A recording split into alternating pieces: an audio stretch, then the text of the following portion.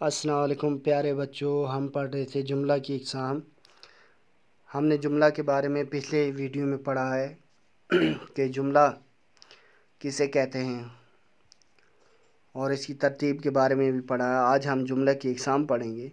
تو بچوں، پہلا جملے کی آپ جان لیں کہ جملے کی 3 اقسام ہوتی ہیں۔ پہلا مثبت جملہ، منفی جملہ اور سوالیہ جملہ۔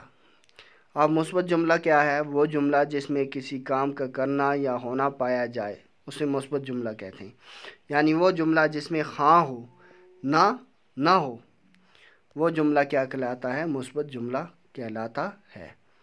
یا جس میں کسی کام کا ہونا یا کرنا پایا جائے اس میں یعنی منفی اثرات نہ ہوں۔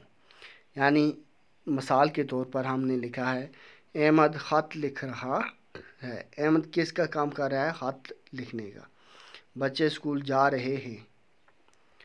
ہم کل بازار جائیں گے۔ یعنی ان میں کوئی بھی منفی بات نہیں کہی گئی ہے، اس لیے ان جملوں کو کیا کہتے ہیں؟ مثبت جملہ۔ اب منفی جملہ وہ جملہ جس میں کسی کام کا نہ کرنا یا نہ ہونا پایا جائے اسے منفی جملہ کہتے ہیں۔ یعنی جس میں نہ ہو، جیسے ایمن اسکول نہیں آئی، یعنی اس کے نہ آنے کی بات یہاں کی گئی ہے۔ وہ کتاب میں نے نہیں پھاڑی، یعنی اس میں نہ ہے۔ فاطمہ نے پھول نہیں توڑا، تو یہ کیا ہیں بچوں؟ یہ منفی جملہ ہیں۔ اور تیسری جملہ کیا ہے؟ تیسری قسم آ گئی سوالیہ جملہ۔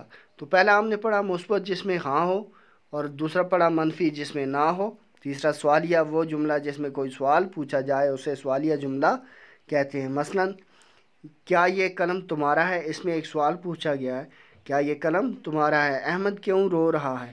اس میں سوال پوچھا گیا ہے، کیا تم نے چڑیا دیکھی؟ تو یہ جملے کیا ہیں بچوں؟ سوالیہ جملے ہیں، اسی لیے ہم اسے کیا کہیں گے؟ سوالیہ جملہ۔ تو کیا کون سی قسم پڑھی ہم نے بچوں؟ آج ہم نے پڑھی مثبت جملہ، پہلے جملے کی اقسام، مثبت جملہ، منفی جملہ اور سوالیہ جملہ۔ تو بچوں آج کے لیے اتنا ہی۔ نیکسٹ ویڈیو میں ہم یہاں سے آگے پڑھیں گے، تب تک کے لیے اللہ حافظ۔